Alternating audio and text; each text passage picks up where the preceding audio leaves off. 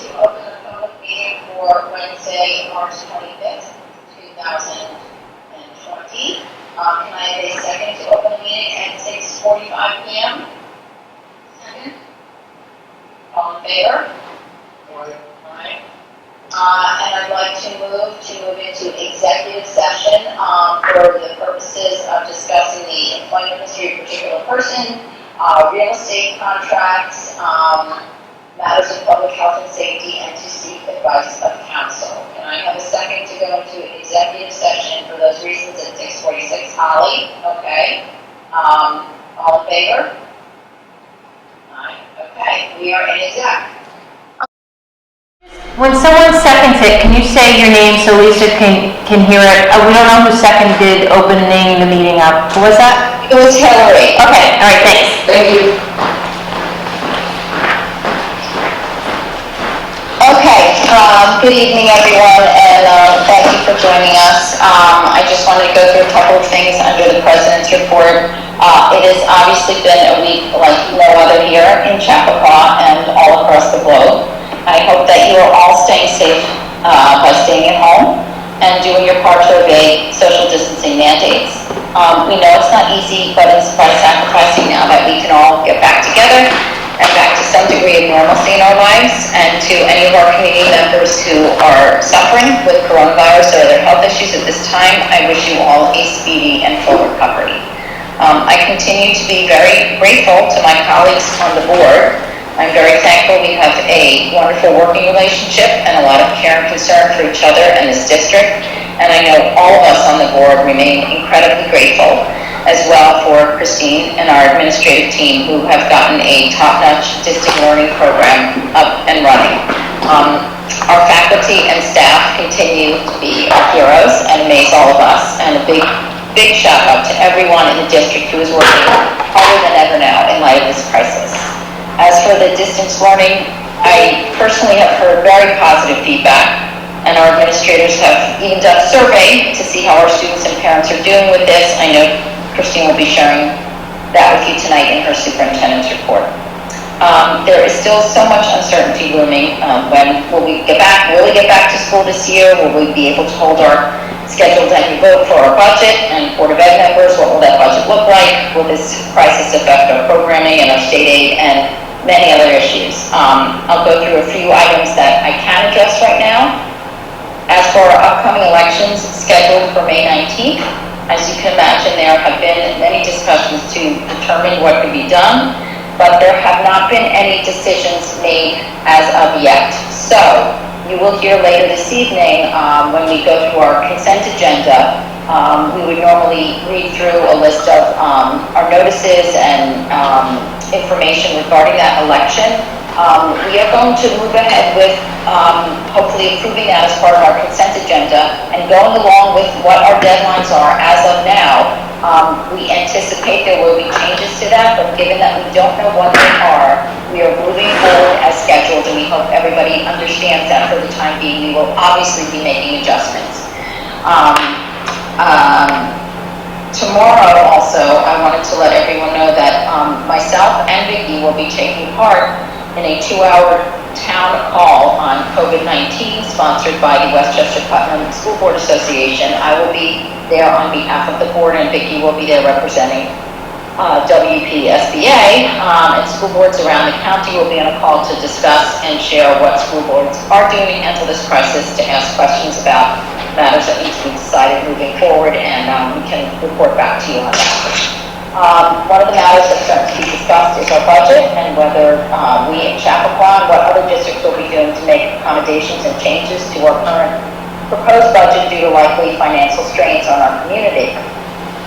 To that end, you should know that the board has been discussing this and what possible options might be, and we are planning to hold an additional board meeting, prior to our next scheduled board meeting, which is April 15th, to discuss and talk about some alternate budget scenarios. We don't know what that will be. We will obviously keep all of you informed and notice this as soon as any details are finalized, but we did want the community to know that this is an area of concern for us, and we will be discussing it.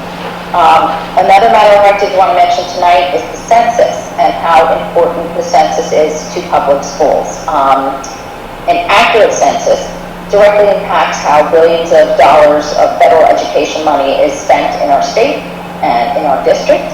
And while people are staying safe by staying home, I would really ask that all of you to please, during the month of April, to go online to fill out the census. Our household count is critical, and there's no requirement to divulge citizenship information, but if we are not properly counted, our district will not be properly funded. So please take the time to fill out the census. I also wanted to mention one more thing about our fields and our track. We have gotten some questions and comments about that. We know that outdoor activities are crucial to everyone right now while we're trying to maintain social distancing, and that it's really critical to everyone's physical and emotional health. We unfortunately had to close our facilities because too many people were violating social distancing mandates and were congregating when they should not be. We have to stay with that decision for now to keep everyone safe. We hope everyone understands that, but we can't keep policing people that really aren't following governor's orders, and orders that will really help us get back together sooner. And lastly, for tonight, I did want to mention the public comment period at our board meetings. As we discussed last week, it is a bit challenging when we are not in person, but we would like to be able to afford the community members an opportunity to comment within our usual stated guidelines. What we've been able to do, thank you very much to Adam Pease, who is hosting our Zoom meeting tonight. Adam, we believe we've worked out a system where community members who are attendees at this meeting may raise hand. It's on the sidebar of the Zoom platform. You can raise your hand during the public comment period. Adam can then promote you from the status of an attendee to a panelist, and then you could make a 3-minute public comment. This is all contingent, however, on you having your video capability enabled. And if you have that and we can see you, we are happy to allow a comment. If we cannot get a visual, then we will have to decline that. We also will ask, and we'll make it stick to our 3-minute comment period, because you'll be moved back to attendee status after that. So we really are going to try and make this work.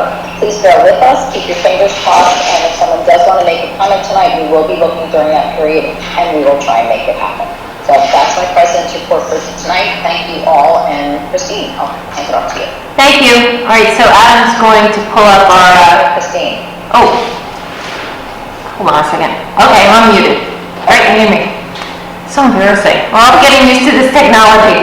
All right, so Adam's going to pull up the superintendent's community update, and we're going to go through some of that together, and then I'll introduce Jason Semo, who will begin our budget presentations tonight. Some digital work by one of our 11th graders I put on the front of the update. I thought it was really neat. She took Snoopy and incorporated him throughout her house as she told a story about her. Luca told the story about how he's been surviving social distancing, so I thought it was funny. It's not like social distancing, okay. Okay, all right, next slide, please. All right, so I just wanted to share with you, we are leveraging Zoom all over this district to keep our connections alive with our faculty and with our administrators. So every day, our administrative team is meeting with department heads, they're meeting with faculty, they're meeting with counseling staff. We meet every day at 3:45 just to keep the pulse on our iLearning program, to support the staff as new issues arise, to check in to make sure that everyone is okay, because we understand the strain that this has placed on our faculty, on our staff, on our administrative team. It's almost likened to us in our first years as being an administrator, as a teacher, because you're kind of reinventing yourself, or you're facing problems that you've never experienced before. And so while that can be challenging, it also can be really exciting. And while this is not an ideal situation by any means, because we obviously want to be in the classrooms with our kids and being together physically, what this will allow us to do when we do return is probably leverage technology in a very different way across the district. So we are excited about that. And we're already seeing some great work happening from our kids. So I just want to talk a little bit about how our faculty are engaging our students. So we have faculty that are preparing lessons in advance. They're doing videos, or they're having kids engage in discussions across various aspects of the curriculum.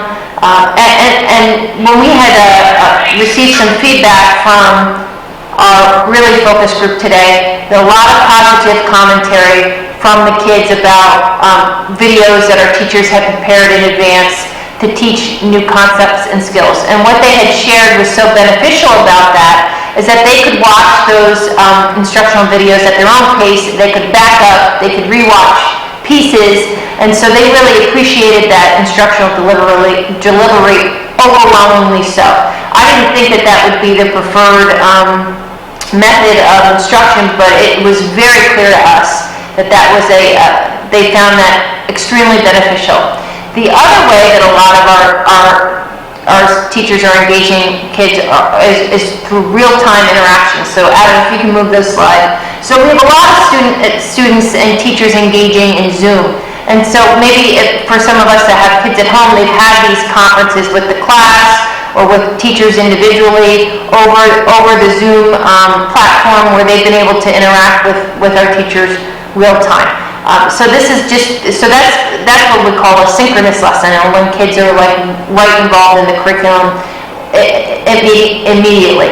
At the high school level, our kids shared how this was really important, because when they had a question or when they needed to do some collaboration with kids, their teachers would be engaging with them in this way, and that enabled that human connection and contact to continue. Adam, if you could move this slide, that'd be great. And we also wanted to highlight, because we know social emotional learning is so important here in this district, that work continues. So here's just two examples of how an elementary teacher and a middle school teacher continues to incorporate our SEL curriculum in their daily interactions with our kids. That we are, I think even more so now, many of our faculty are conscientious of how our kids are feeling because of the climate that we're in, and really making sure that they address that in the work that they're engaged with in our kids virtually. So I just want to assure the board that the well-being of our students is at the forefront of our decision-making, even when they're not here, and more so now because of the climate that we're in. Adam, if you could just move. So again, I was just sharing with you briefly, we have had opportunities that we've been engaging in our kids, because we receive feedback on our end from our people about how we feel like we're doing, but it's really important we receive it from the other end of the instrument. So there has been opportunities for kids to interact with their principals, with their teachers, and with district level administrators to give us some real-time feedback on what they're experiencing, and then we're able to bring that back to the faculty and make adjustments based on what the kids are sharing with us about their experiences. And then I asked Adam to talk a little bit about parent and the teacher surveys that he created, and some of the feedback that we've received just based on our soft launch last week. So Adam, if you could go ahead, that would be great. Yeah, we did our first survey of parents and faculty after our first 2 days of the soft launch. So on Friday afternoon, we sent out a survey to our faculty and our parents, and we hope to continue to gather information as we go through the iLearning process. So the first survey here that we have is some information from the parent survey. And this was about, we just have a distribution in a pie chart in the top right to show the different schools, parents and students from the schools. We asked parents to fill out one survey per child so we could get some granular data that we could pull apart. And this bottom bar graph is about students being able to access assignments on their own. So you can see the vast majority of students can access assignments without parent help. The middle line there is they need some, and then the bottom is parents had to assist their child. So we're breaking that out by grade so we know which grade levels the parents have to assist children in, and we can make adjustments then to the assignments. This next graph shows how we met or exceeded or didn't meet parents' expectations for the soft launch, and you can see that almost 20%, 19% said that we exceeded parent expectations for the soft launch, and then we have almost 54% that met the expectations, 18% we fell below, and then we had a small group of parents that weren't sure. So overall, very, very positive with regard to the first 2 days. And then we asked parents for some feedback on how long their students were working. We're trying to balance their student engagement and moving the learning forward while also being sensitive to screen time and making sure that's age appropriate. So we collected information on how long these assignments were taking students as reported by the parents. And again, we can break that out by grade level so we can see the various minutes per grade. And then we also have a chart on the right side, a graph that shows what type of learning experiences children engaged in during the week, so we can get a sense of what types of assignments teachers are assigning, and you can see the distribution there. And to transition onto the faculty feedback, you can see that we asked home school. Usually you get a distribution based on the size of the school. And then we asked the faculty this is just a general question, how are you doing? And you can see the blue is, I'm in a good place, I'm adjusting well to this new normal. That was almost 24%. And we had the largest group, 57.6%, say I'm feeling a little off balance, but I'm making it work. And then the orange group, 13%, this has been a real challenge, and then a small group that are really struggling with it. And since we collected some information about school and department or grade level, we can target our professional development team support to those who need it most based on this graph. We also asked the faculty to tell us a little bit about what they tried, and if it worked, or if they struggled with it, or if they didn't try it, if they're ready to learn it next. So again, this is important information to give us a sense of what our faculty is trying, how it worked, or if they tried it and they struggled with it, and what they're ready to try next. So we use this data to plan some professional development. And again, we know based on grade levels and departments and subject areas how to target our professional development using this. So these are different structures: iLesson design, screen recording, video conferencing, etc. And we can pull that information out. You can see the blue lines we're really proud of, because the blue lines are I tried it and it worked. So the bigger those are, the better with regard to the different things that teachers are exploring. I want to close my section with, we've been asked by several parents in the community for some supplemental supports for students to get some extra practice with their different learning concepts. So we designed these things that we're calling bounce boards. This letter will go out tomorrow to the community. And we have these bounce boards from K through 8. You can see them clustered by grade level. And they're really just, they're supplemental to instruction. We share them with a bit of caution, and this will go in the letter tomorrow. The caution is really about just monitoring screen time of students, and also that this is to supplement, not to replace the instruction that teachers are providing every day. So the recommendation is do the instruction provided, the lessons provided by the teachers first, and then if students have some time, they want to play. Many of these things are very fun. They include coding and math problems and some literacy work, etc. So these are all programs that are either free or that we subscribe to as a district, so the students can access them. And many of these programs students use in our classrooms. Thank you, Abby. So I want to talk about just a few other things I'm thinking about. So first of all, I know that we projected to reopen school after Easter break, after the Easter holiday, and then we have Monday, and then we have Tuesday off. I'm not sure if that's going to be possible based on everything that we're learning about the virus and the projections, but as soon as a decision is made, I will certainly let the community know how we're going to move forward. I know that our seniors are very concerned about graduation, about prom, about internships.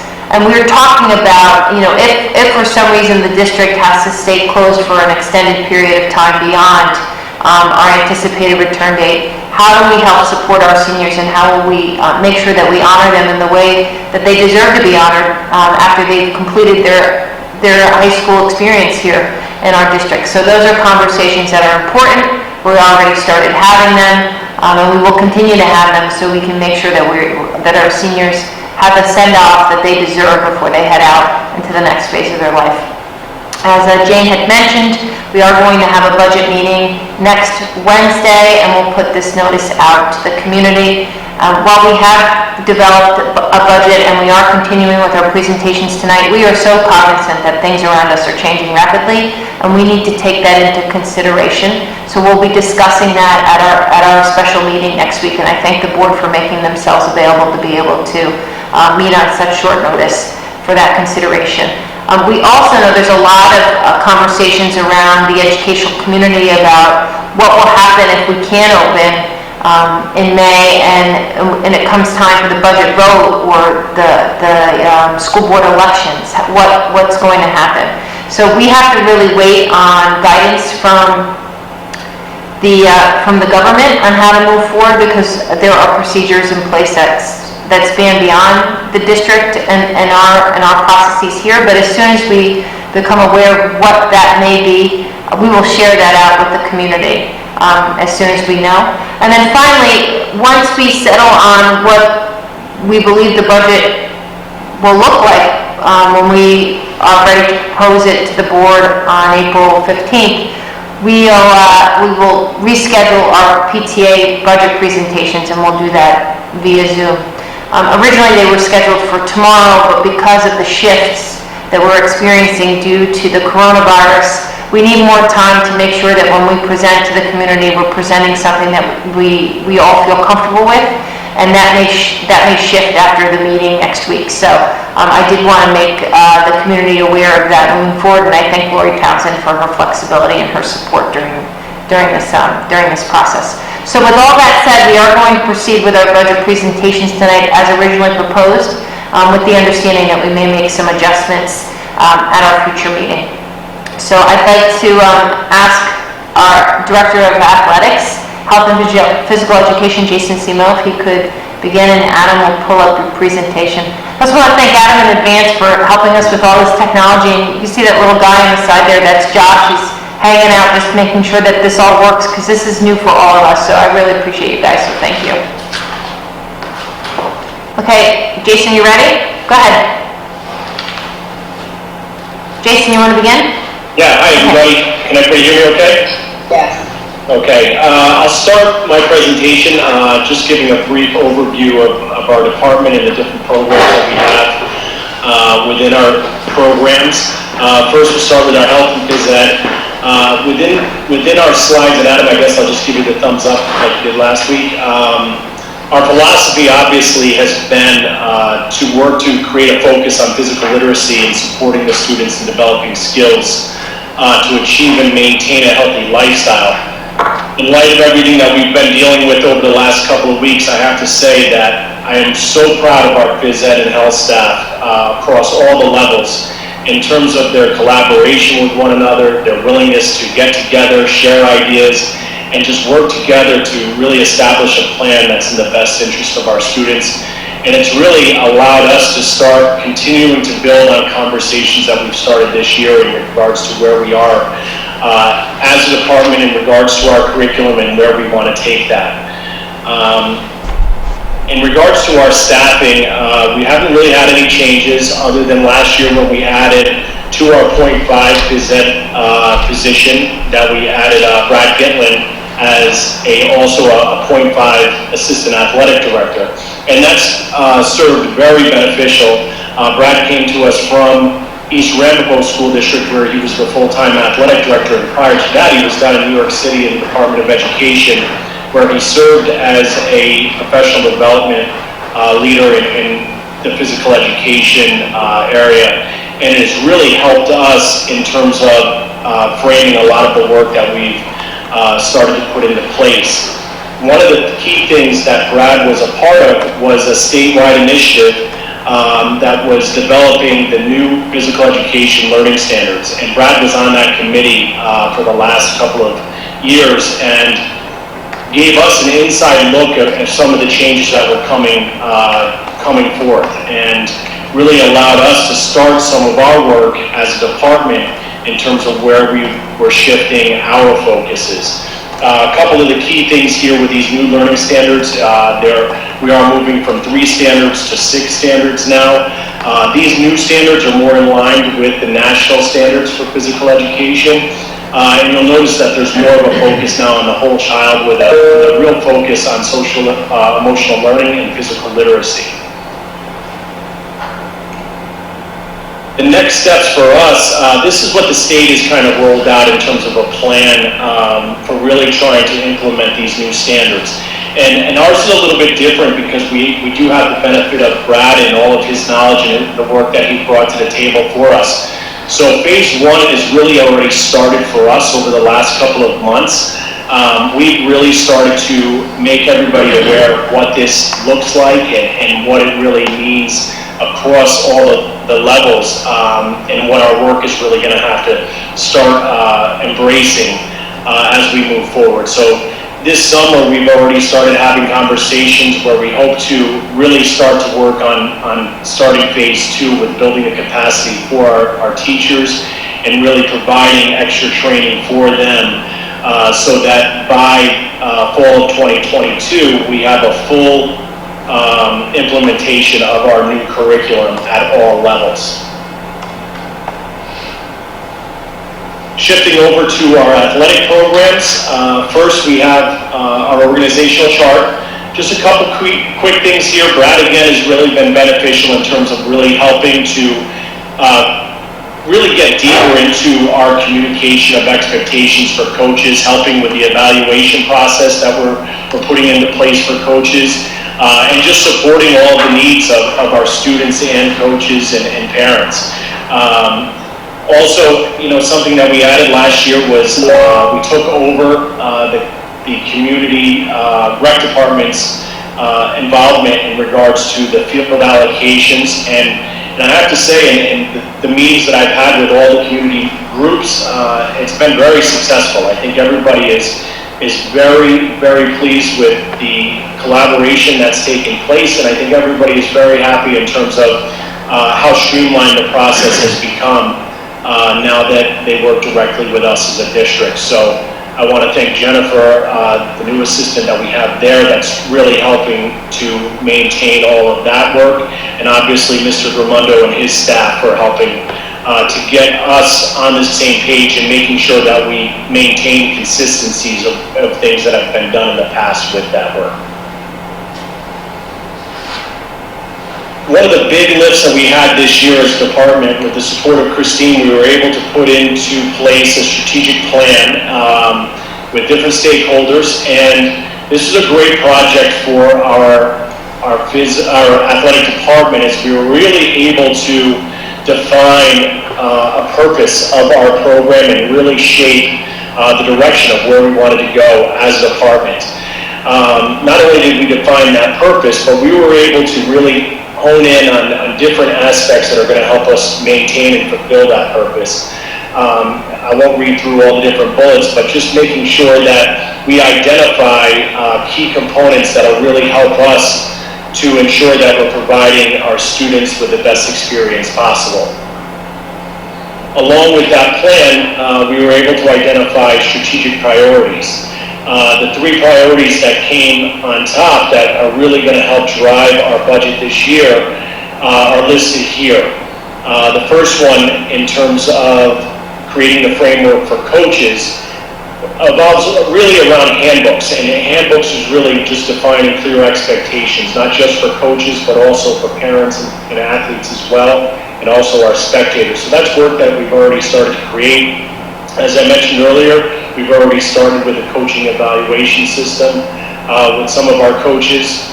The second one is providing that professional development aspect. This was one of the key components. I think a lot of our stakeholders felt that a lot of the feedback that came back really focused on the level of experience our coaches had and a lot of the resources that they had privy to them. So a lot of our focus here in this one is providing that professional development opportunities for coaches and making sure that we provide them with all the resources that they need to be successful. Also providing athletes with an opportunity to have a chance to reflect and give us feedback on their experiences so that we can help drive in on what is exactly important to them. And lastly, expanding opportunities for students. This is a big one that we've already started to frame out in terms of what intramural programs can look like for us at the middle school levels. Talking with Christine about the possibility of expanding our continuing education opportunities for students with other alternatives utilizing our new spaces. And also looking further ahead, we've done a lot of work with different student groups with our Greeley Press Box, our video production. We've had announcers at games, the national anthem, different areas that we're just allowing students to become more and more a part of our athletic experience. And lastly, looking forward, I've had some conversations with our middle school principals about the possibilities of expanding in future years our modified teams to support our students and the development of our programs there. So as I mentioned, our focus this year on our budget is really driven by that strategic plan and the work there. Over the last couple of years, we've had a big focus on getting our facilities up to date and really getting them where they need to be. And we're now in a spot where we can reallocate some of that money to a different focus. Not that we're just turning a blind eye, but we know that we still have some things that need to be improved and other things that we're going to need to be maintained. However, we've taken $40,000 out of our equipment budget, and we've taken 20 of it and moved it into our conference codes to allow for that professional development opportunities for our coaches that can be evenly spread out amongst all of our programs. And the others is the supplies. We still do have a big need there in terms of getting to a spot where we can establish more of a rotational type basis, and we feel that those types of changes will help to support the strategic plan that we've identified with those priorities. And the only other addition that we had, or the change that we had, was in transportation, where we have a $5,000 increase in transportation, but everything else has stayed the same.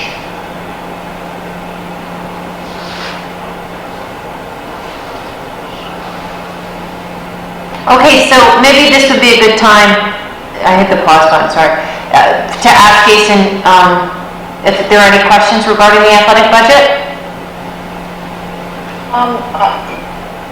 I was going to start off just to say that you answered a lot of them. I had thought about, like, to explain the differences, obviously, with the equipment and the shift over to, like, travel and conferences for professional development, which I think is great, and supplies.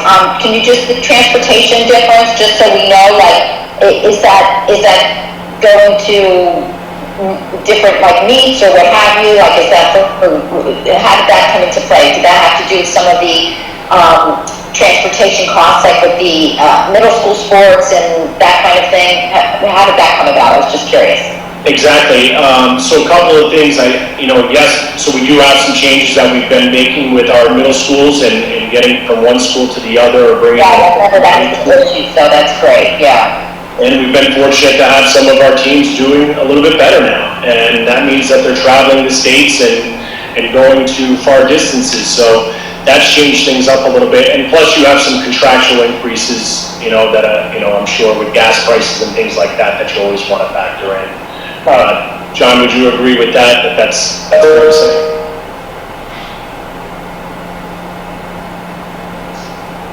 Yes, with the contractual part, with the transportation, we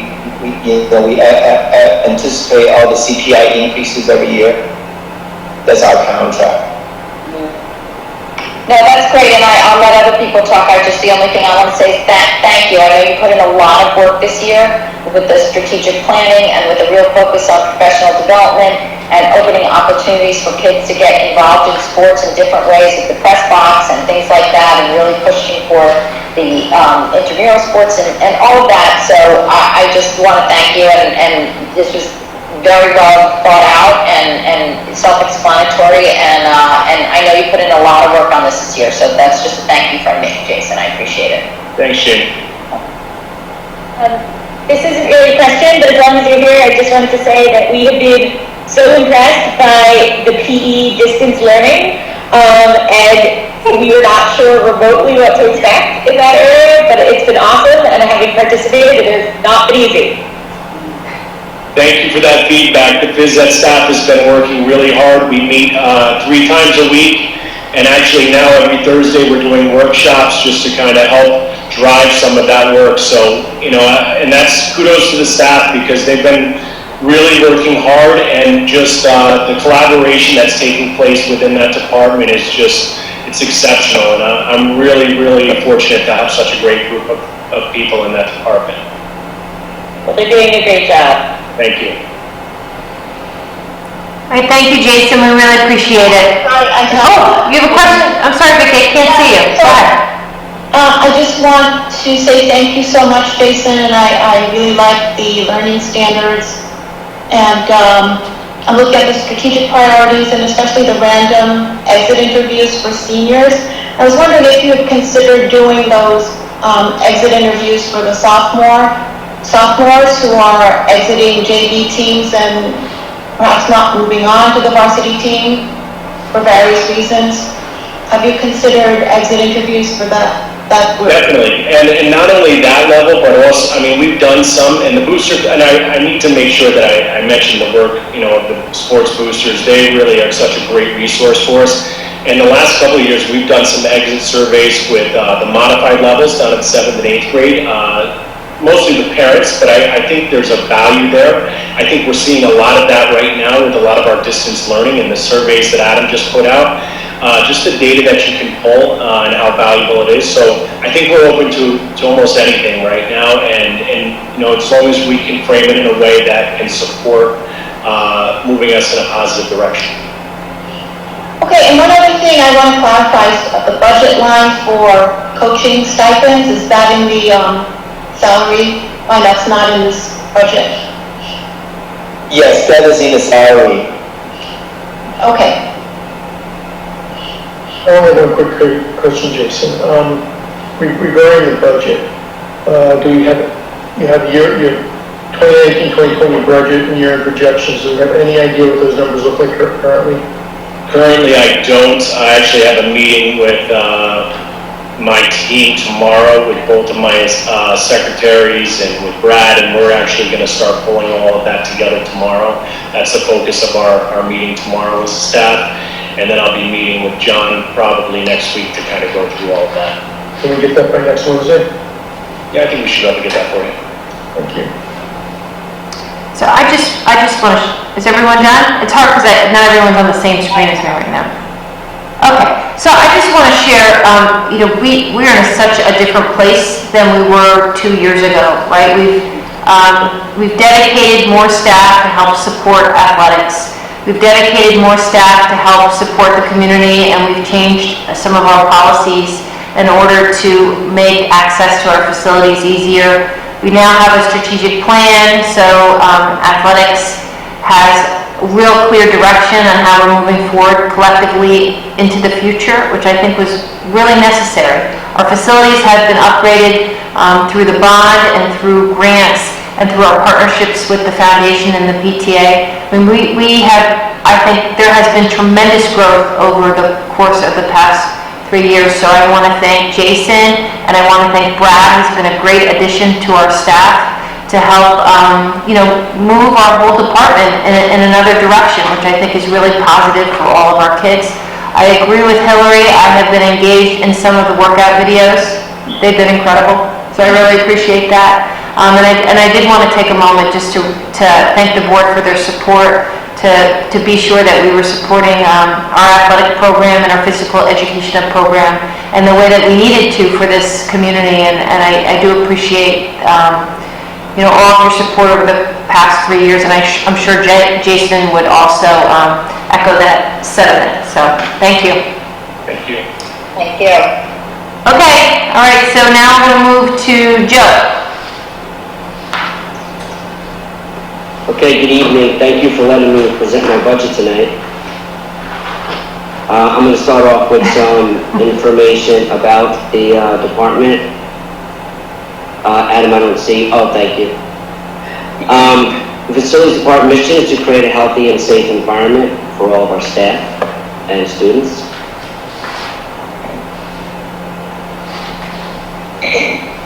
My goals are to continue developing and working on our 5-year capital repair plan, preventive maintenance plan, and energy efficiency through HVAC repairs.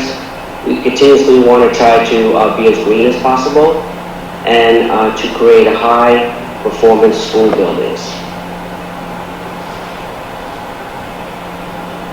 We have just under 1 million square feet that we have to maintain every day. Not now, but usually our school buildings are open 15 hours a day, 5 days a week, and various times over the weekend. And We maintain all the district's playing fields.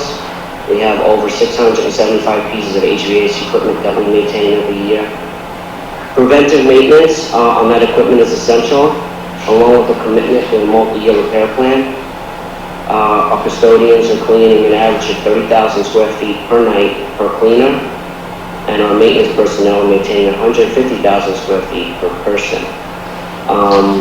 That is the highest in the county, and it is getting tougher for me to keep the morale up and to keep staff in even full positions at this point. Also, one of my other issues that I'm struggling with is budgeting for repairs and capital improvement, which I'll talk about later in the presentation. Okay. Alright, jumping into my budget slides. This is the building and ground section of my budget, and you'll notice that I moved $250,000 out of fuel oil and moved it into natural gas, as the high school is now running on natural gas, so I moved that.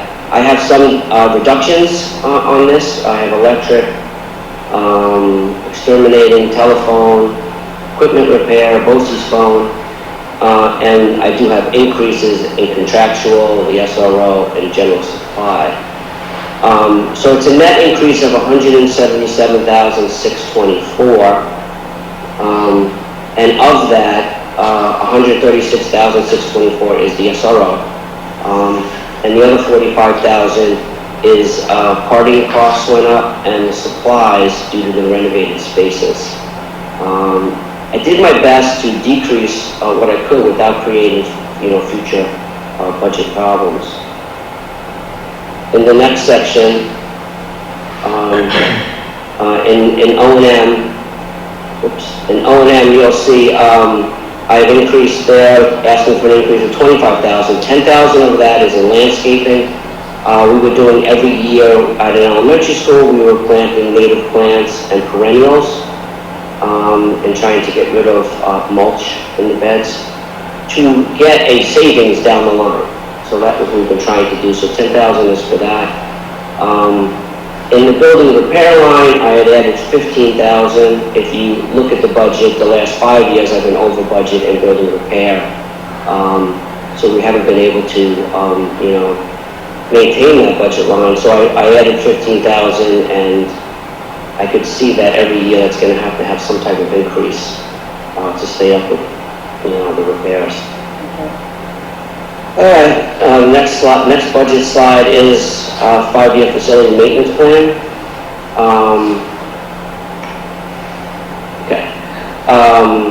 This showing a very large increase of $295,000. It sounds terrible, but $260,000 of that is for the security cameras. That was a 3-year plan we had. We did some cameras this year. This $260,000 would be for next year, and then we would have one more year the following year. This is the cameras to be installed inside the schools. The $260,000 is for that. The remaining is for blacktop. I needed to add $15,000 to that line. By the tennis court where the buses come through, it's really, really getting rutted there. That was never really built for that type of weight. So over the last 10 years, it's really falling apart. So I need to take that out and put a new base down. So I added that, and the other addition is $20,000 in the heating and ventilation line for pumps to be replaced at the high school in the underground pits. So my total budget increase that I'm asking for is $497,624. But most of that, as you know, as I explained, $260,000 is for cameras and $136,000 is for the SRO. Out of that money. All right, next slide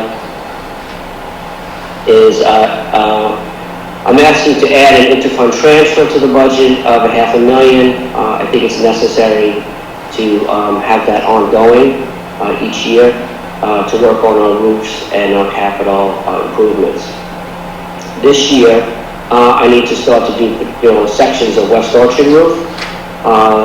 That roof has been very problematic for me. It's past its useful life, and it's causing me to spend a lot more money in the O&M budget to control those leaks. The other money that for this upcoming year in there, I would use it for is the high school gym to add a boiler plant there. And then we have the steam line, that is still a problem, running from the main building underground to the gym. And this is probably the less expensive repair than digging it up and trying to replace it. So that's what I would use that if I got that into fund transfer.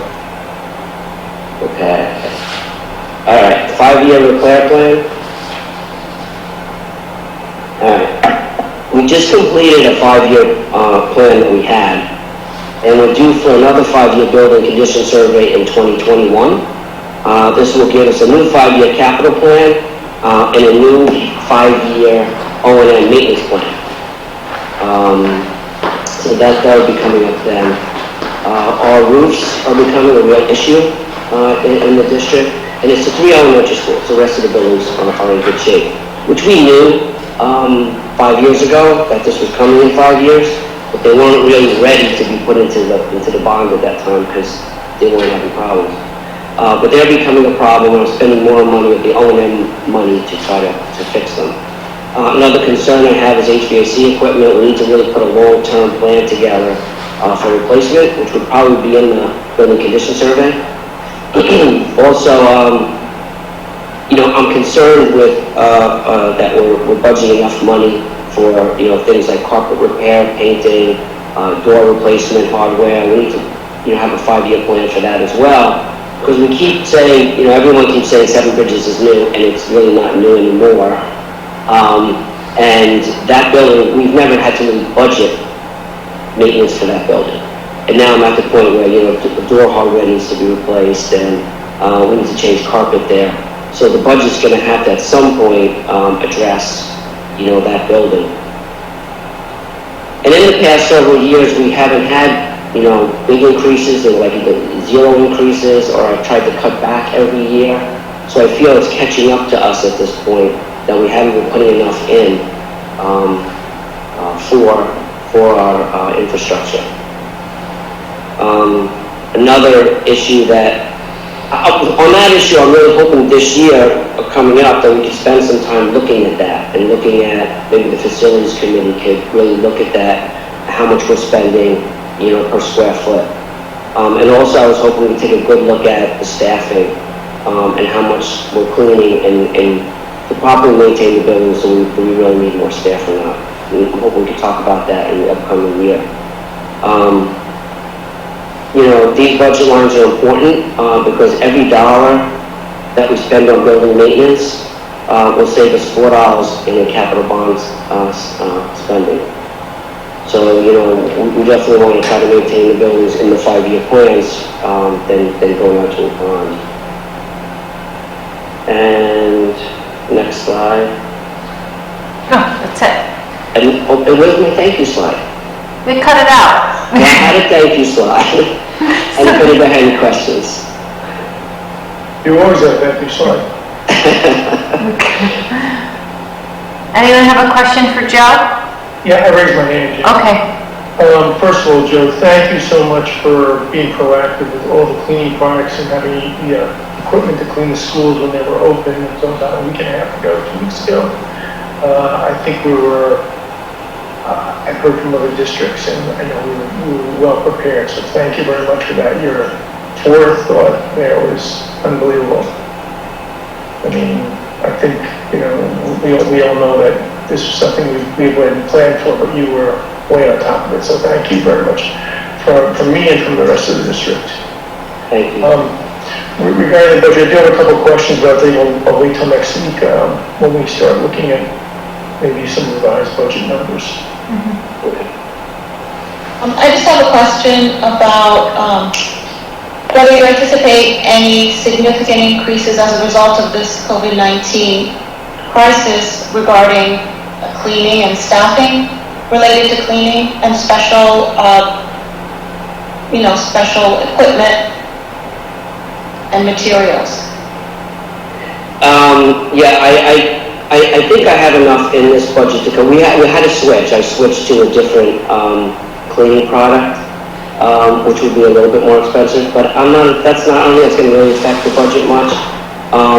And right when we were getting, this was happening, I was able to buy a good amount of equipment.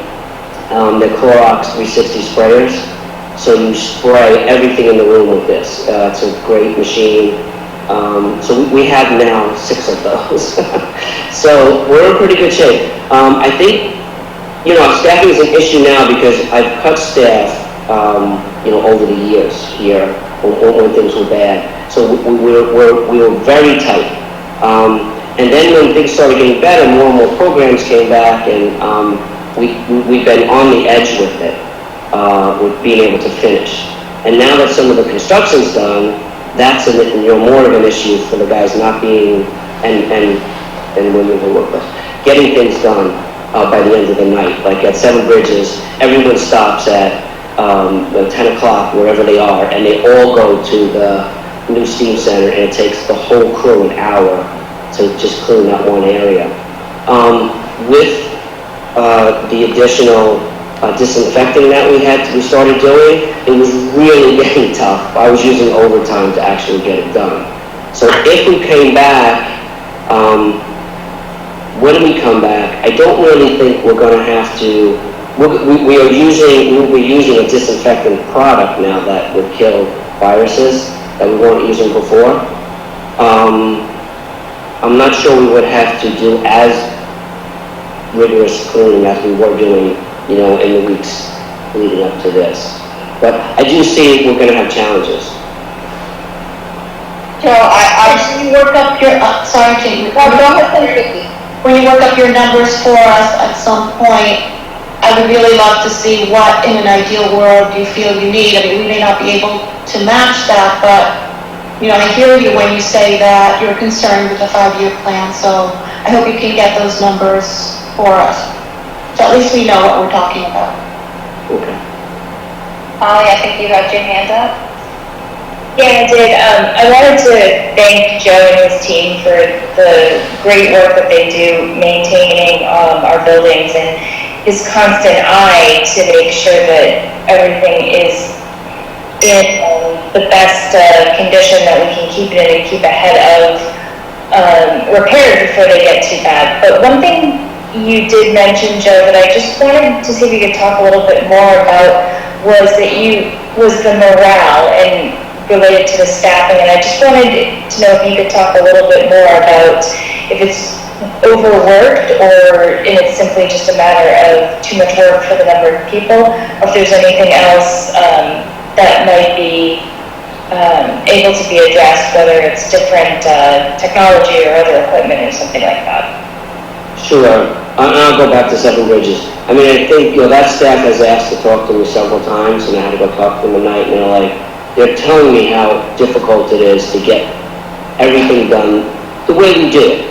I mean, the staff in this district, we do go beyond a lot of other districts. I'm not going to trash those districts, but we do a lot more in-depth cleaning every night, just as a norm. And when the steam center opened, it is a lot. It's beautiful, but there's a lot of work to clean. And they keep asking me, we can't keep up with this, Joe. Help us. And I think because I'm not being able to help them, their morale is really going down because, they see other things that we're doing in the district and like, well, why can't we, just have the correct staffing here? So it's a struggle to keep their morale up. The high school, we did add somebody there, which was a huge help. And the steam center's not even open yet, but it's been a huge help. But I think that's some of it. I was just going to say, I know, we talked about this last year, Joe, too, and you've always been very so thorough and so forthright with us.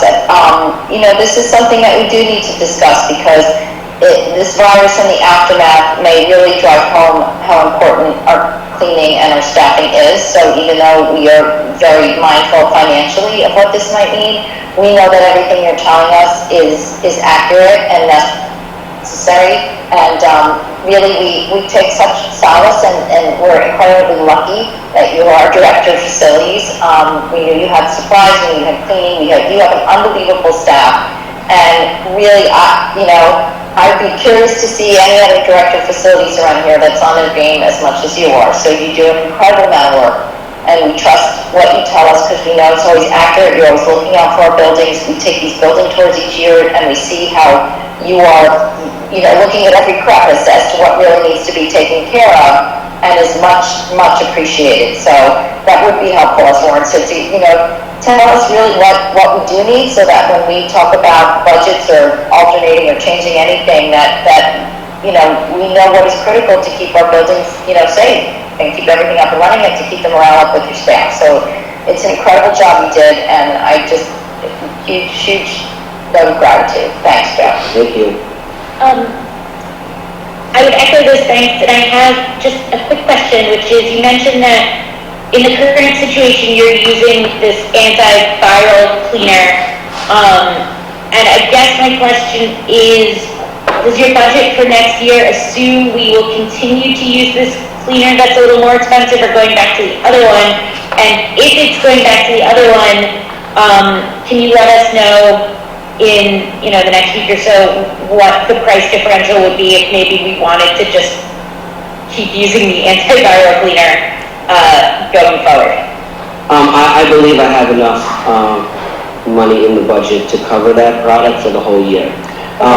And it depends how long the school stays closed, because I have pallets of it right now.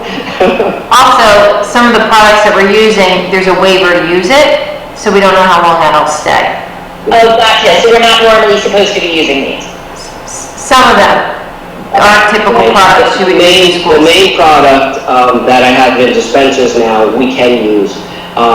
But, we're not allowed to, now they're allowing us to put Clorox, mix Clorox and water into some of the spray machines, which in the past we were not allowed to use Clorox.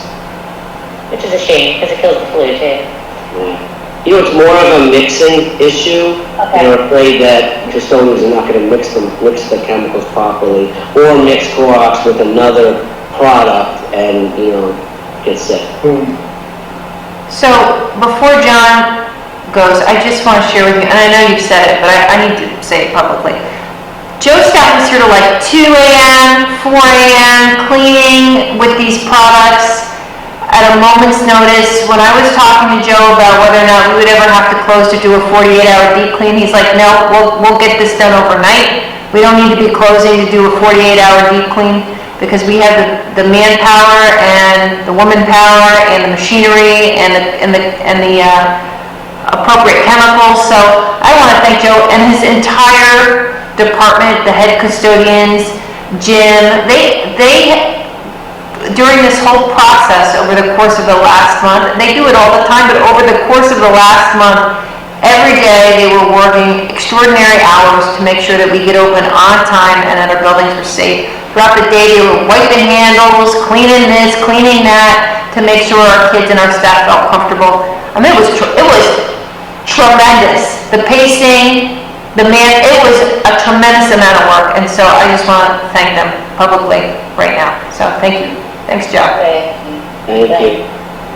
Okay. I do, just for a second, I want to thank everyone, because, the board, Christine, John, Adam, Tony. I've worked in, other districts, and the support was never there for facilities as it is here at Chappaqua, and I love working here. Thank you, Joe, to you and all of your staff. Mutual process, for sure. We love that you work here, Joe. We love it. Do I need to stay on the Zoom for John?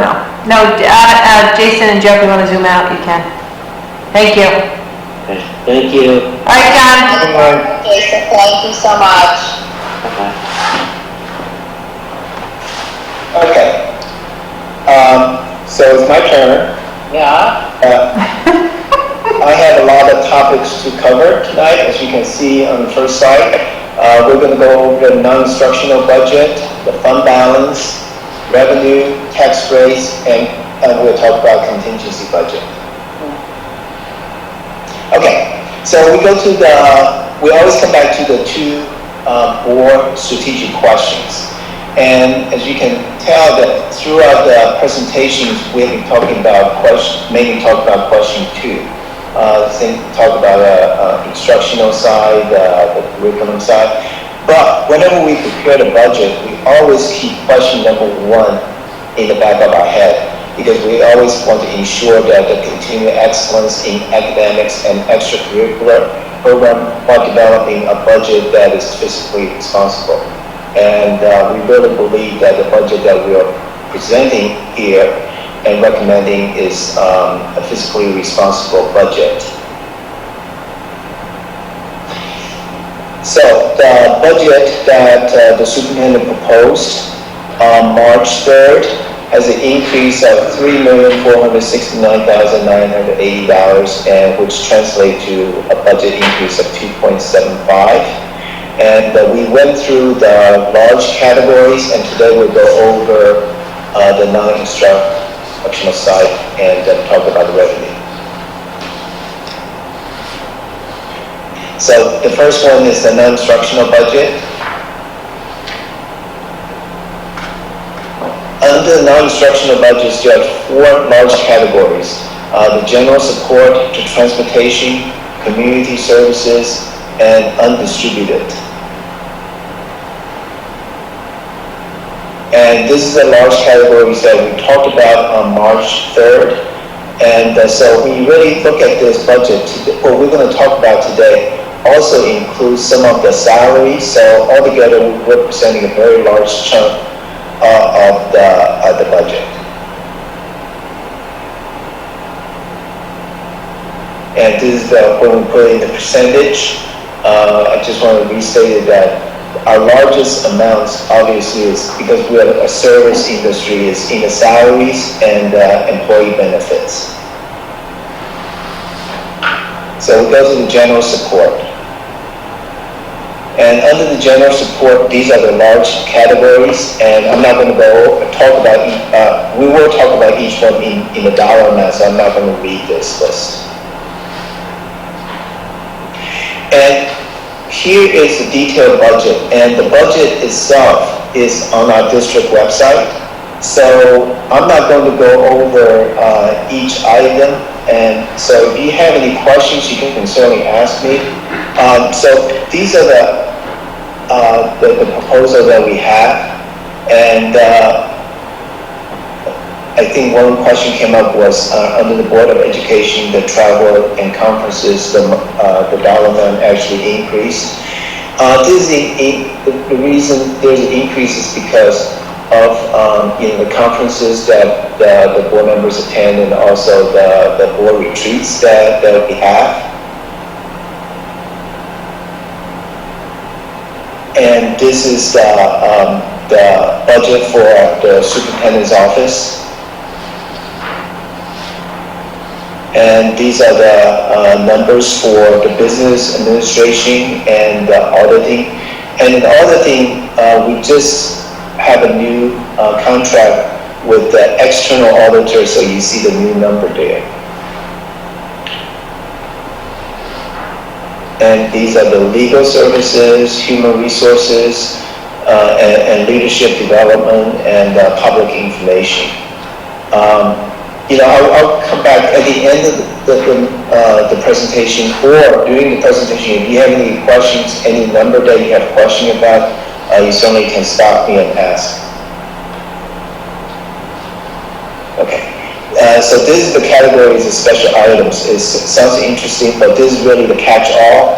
And these are the numbers, the items that doesn't fit into any other category. So we have the insurance, we have associations due, judgment claims, assessment, and also refund on real property taxes, and also the BOCES two charges. One is the administration and one is the capital services. So we go to the transportation. Okay, so as you know, we have a contract with Chappaqua Transportation. We have a contract with them since 1987, and they are providing a very good service to us.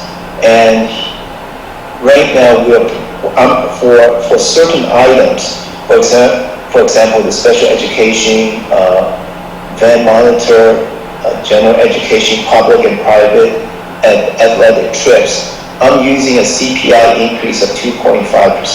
At this point, we don't know the CPI number, but our contract calls for a CPI increase. And this CPI number is from June 1st of last year to May 31st of this year, so it really has to be projected out. And I'm using a 2.5% increase. And because of the dropping in gas prices, so we are reducing the gas and supplies budget here. And this is the distance limits. This is just telling you that for K-8, we have a walking distance of 0.5 miles. And for the high schools, students is 1 mile. If you live 1 mile over, we actually will transport you. And these numbers hasn't changed, the guidelines. And this is exactly the same as current year. We're projecting next year we have the same number of buses, vans, and special education vans and monitors.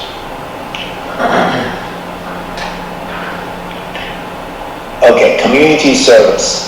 This is an item, it's a very small item, but when it comes to the budgeting, we're required to separate this out. This is actually the census. We have a partial person in the business office actually keeps the census data for the school districts.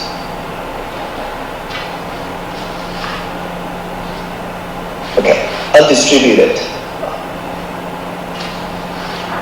And under the undistributed budget, we have employee benefits, debt service, and interfund transfers.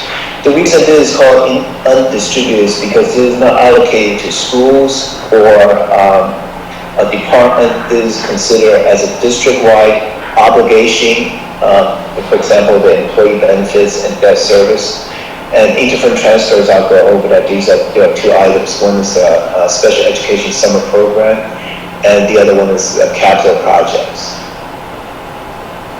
So under the employee benefits, the three largest items, actually four largest items are the ERS, is the employee retirement pension. This is for our secretarial staff and custodial staff. That's the first line, the ERS. And the second line is for TRS, is for the administration and the teachers. So for the ERS, the increase for next year actually is zero because they're going to keep it at the 14.6%. And teachers' retirement, there's an increase. This current year is 8.86%, but next year is going to be 9.53%. There are two reasons. One is that the reason is that they do a 5-year averaging, and next year, the last year that is being dropped was a very successful year in the stock market. So they had to increase the premium to the school district. The other one is also they are adjusting the expected return because they are using a very high number and they had to start adjusting to reality. So there's an increase for the school district is about $400,000 increase. And then also one large item is FICA, that's what we are obligated to pay. And then one of the largest items is actually the health insurance. We are obligated to pay health insurance to our current employees and also the retirees. And the debt service. Here the first group is our bonds. As you recall that we refinanced the bond again. And so we'll talk about it later. You will see, we'll see a savings. And then we have the technology and the energy performance contracts. Okay, so this is the debt service. We're only talking about the bonds here. So right now we have two bonds, actually three. One is the refinancing of the the bond that we borrowed in 2003. And at that time, we borrowed $56 million. We already refinanced twice. And so here you will see between 1920, we have debt service of $6.6 million, whereas 2021, we have a debt service of $6.4 million. So that is the savings part that we were able to realize with the refinancing. And so we have three bonds. One is from 2003, we borrowed $56 million. And then we also, the community approved a debt service of $42.5 million, but we borrowed in two tranches. So altogether, we have three outstanding bonds. And so this gives you a chart of our bond, that going, we are paying off, and then we had to borrow again in 17, 18. And at this point, our outstanding principal is $58,380,000. So here is the interfund transfer. This is the last part of the undistributed. So there are two parts to it. One is the transfer to special aid. This is our summer special education program. And we are required to pay 20% of it. So this is our budget for the 20% of the cost. And then the other part is the transfer to capital projects.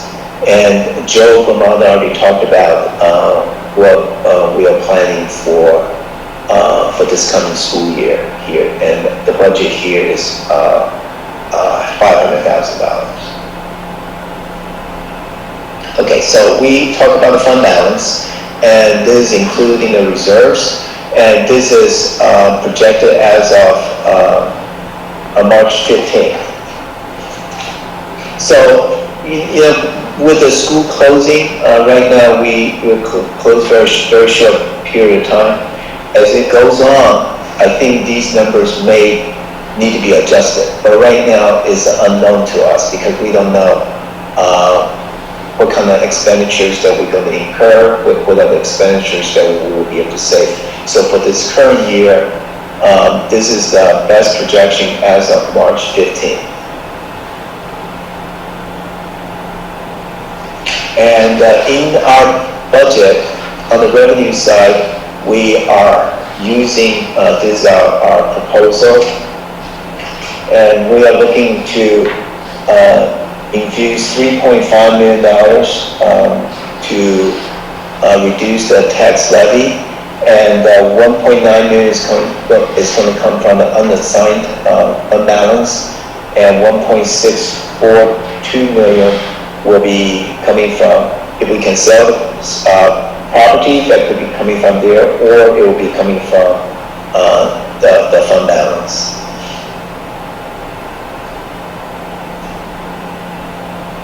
Okay, we'll talk about the revenues, and these are the large categories, and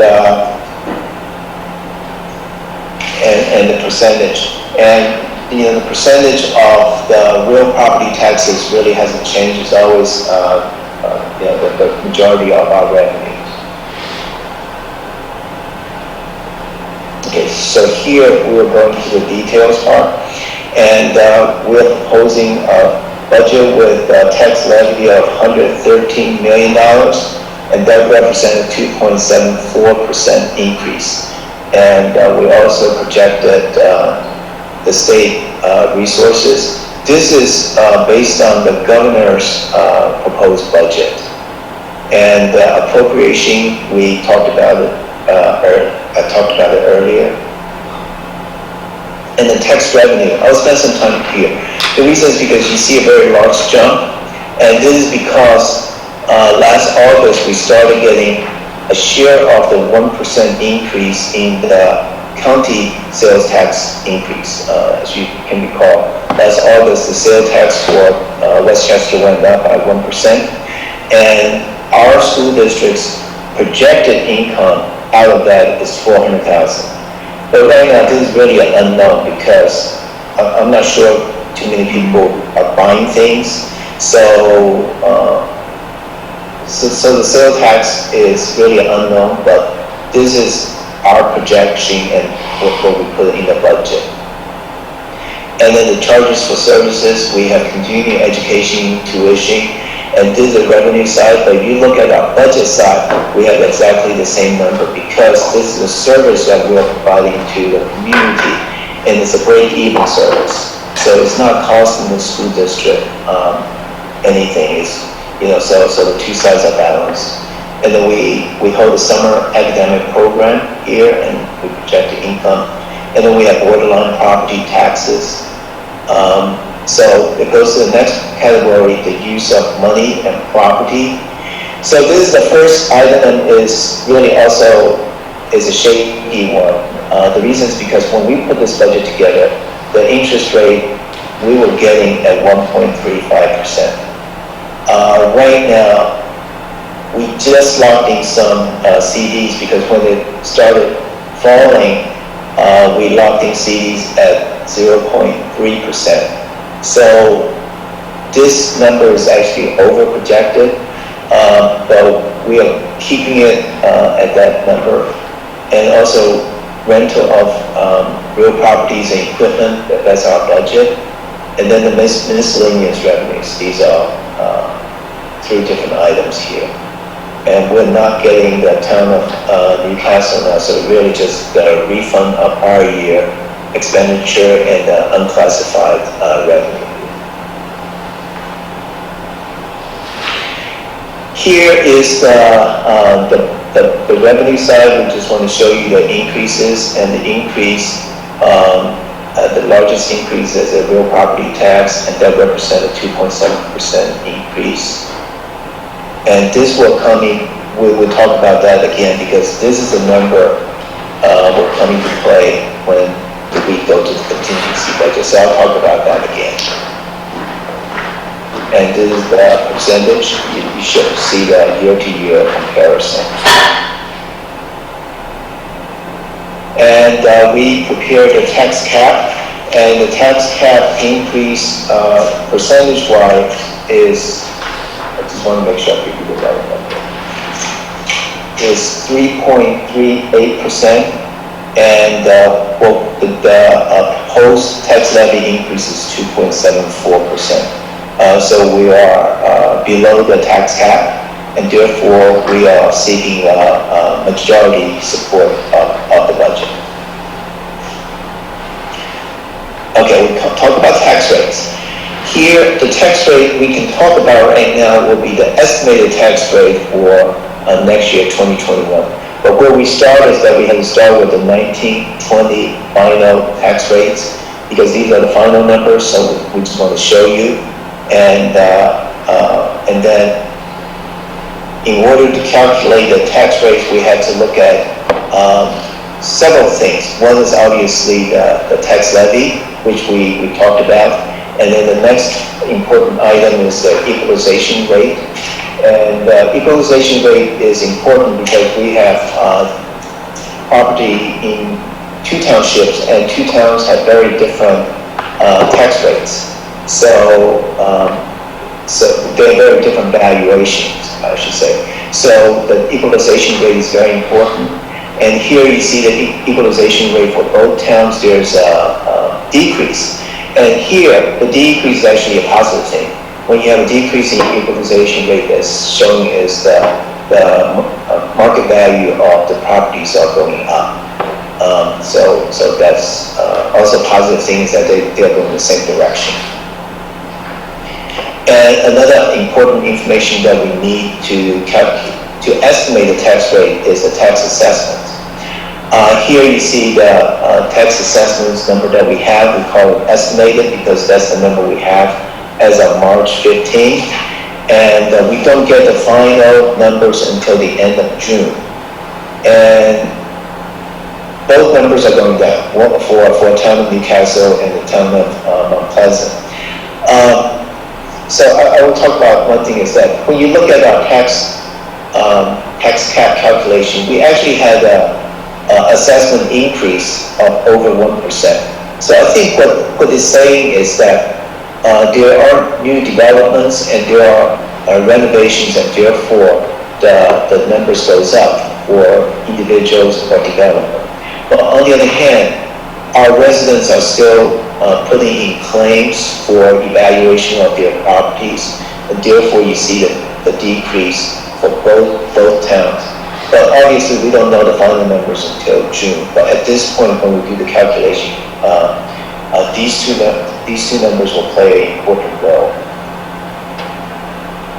So here's our calculation, our estimate, and the estimated tax rate increase for Newcastle is 2.87, and whereas for the town of Mount Pleasant resident is 4.07. I just want to emphasize these numbers are estimated number, and so here the interesting thing is that because Newcastle assessment value has gone down further percentage-wise than Mount Pleasant, so the portion of the tax levy for Newcastle has actually gone down. If you look at 2 slides up, for this current year is 90.8%, and for Mount Pleasant is 9.4. Now Newcastle is 90.7, and Mount Pleasant is 9.4. Last year was this current year is 9.3. Now it's 9.4. So we go to the contingency budget, and the contingency budget is that the tax levy cannot have an increase. This is a new law. I think has been in place for probably 10 years. Prior to that, it was you cannot exceed 2%, but now it's 0% tax levy increase. And what does that mean? At this point, our budget vote is scheduled for May 19th, and obviously if it is approved, then the budget is adopted. If it is disapproved, then we can, either the board can adopt a contingency budget or go directly to the contingency budget, which I'll talk about, or we can hold a second vote, which is going to be held on the third Tuesday in June, which is June 16th. And the board has the option to present the same budget, a lower budget, or a higher budget. And then obviously it can go two ways, either gets approved or disapproved. If the second time is disapproved, then we definitely have to go to the contingency budget. So how much is the reduction when it comes to contingency budget? And this is the amount. We talked about the real property taxes increase of $3,019,668. And the law says that if you go to contingency budget, the tax levy cannot go up. So what that means is that if we go to contingency budget, the tax levy has to go back to the 1920 tax levy increase. So we had to reduce the budget by this amount, $3,019,668. And how do we get there? I can just tell you probably the largest amount has to come from personnel, because that's where most of our budget is at. And when we reduce the personnel, that also influences the benefits, because that's tied to personnel. And of course, there's a second category. We can, at the same time, use more fund balance. Okay, so we are required to present the budget notice, and this is the budget notice that we prepared, and this will be published. And I think one important number is the second. When you look at the numbers, there are 3 columns. The first one is the budget 1920, and the other one is proposed budget 2021. So that's the middle column. If you look down under I, the number is 696,741. So what this is saying is that we could have, if we really want to go to the top of the tax cap, is that we can increase the budget. But obviously, our board and administration always want to say, we want to present the best budget, so we never go up to the tax cap. And, there are a lot of other school districts, they feel that they don't want to leave any money on the table, so they always go with tax cap. But that's not our practice. So this is the second page, and really just give you some more information and talk about when is the budget vote. This is required, and these are the standard language. So here we ended the budget presentation. Before we go to the voters information, I just say this is our budget, the end of our budget presentation. And there was a question asked about the enrollment, projected enrollment for 91 South Bedford Road. I just want to answer that. So what I found out is that there will be 14 apartments in that building. This is the one right across from CVS. Everyone, when you drive by there, you see the construction is going up. And there will be 14 apartments. 8 of them will be 2 bedrooms, and 6 of them will be 1 bedroom. So, out of the 14 apartments, how many students do we project? I think with our projection for the enrollment, I think that should probably take care of it already. I just gave you some background information. For the Summer Greenfield, this is the Reader's Digest, the cupola building. It has 63 units. I'm not sure they are fully occupied, I'm not sure, but I know they are heavily occupied, let me put it that way. And out of that group, right now we have 16 students out of 63 units. So I don't know whether, the 91 South Bedford Road will be different, but I think whatever we project out should take care of that group of apartments. So when it comes to the voters information, the important thing is to, if you have any question about your status, you check with a district clerk. Here's the information. And this information is on our website, so you don't have to write it down.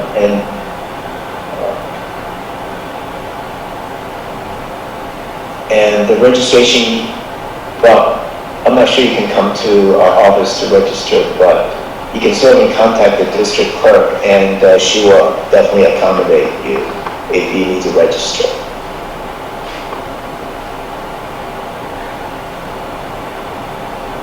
And these are the dates. So the next scheduled budget discussion, we just scheduled it April 1st. Our district clerk will put out the information. And then at this point, the budget adoption is April 15th. And the budget hearing is May 6th. On the same day, we have the public library budget presentation. And the budget vote is scheduled for May 19th. And if you have any budget comments, and if you have any questions, this is our contact information. And the superintendent already said that these meetings will be rescheduled, so we're not going to have these meetings tomorrow. And it's going to be Zoom, and it will be scheduled. We'll coordinate with PTA to schedule this. Okay, that completes the presentation. Thank you.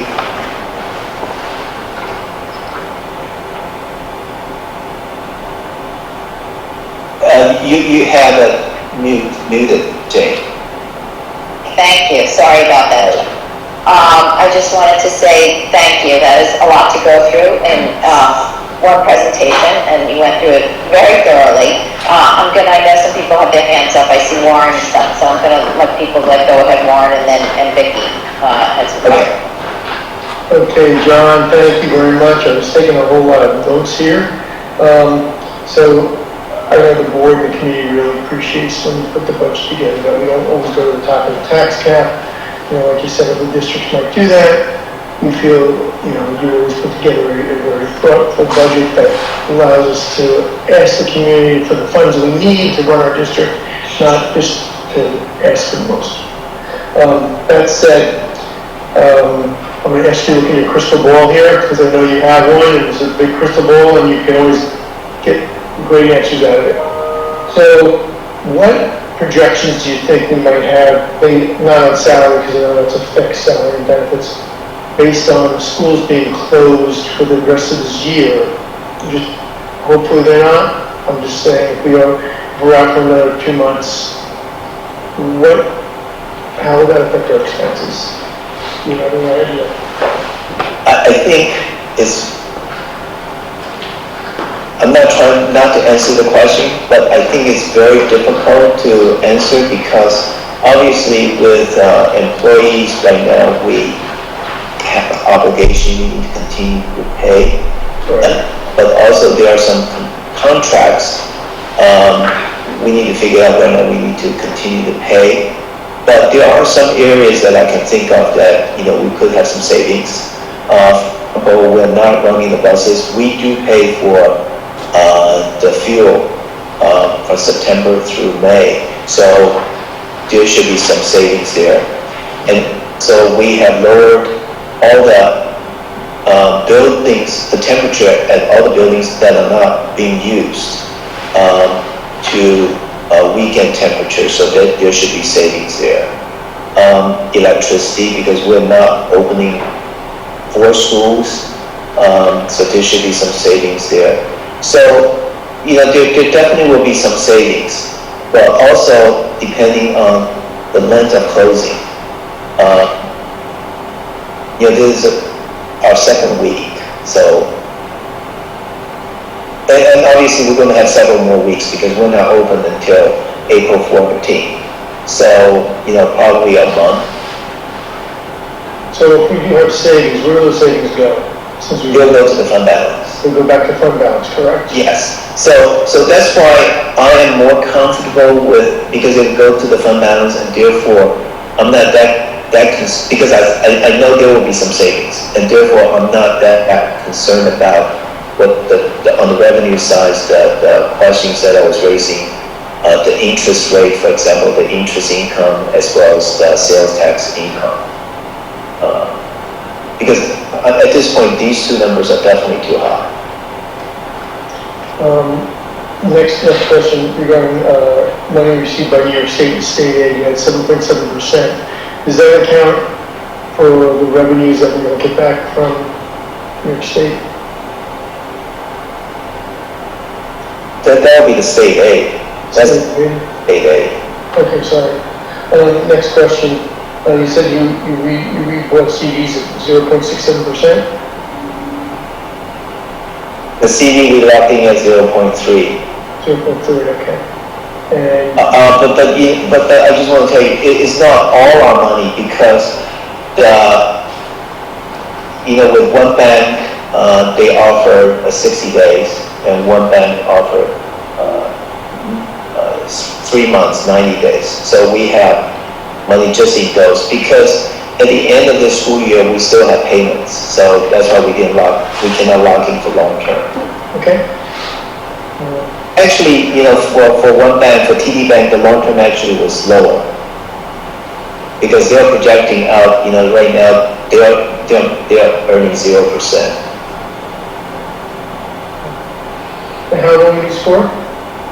One is for 60 days, one is for 90 days. We'll get it from 2 different banks. And the last thing, I know you mentioned registration, and we could go over those for the vote, but I think, as Jane said earlier in her president's report, we've got some concerns about budget votes, Board of Education elections, what the state's going to do with us on that, so based on how long this lasts. So I know what you said is factual today, but it could change in the future. That's why I say scheduled at this point. Yeah. Because we really have to take direction from the state, a local decision. Thank you, John.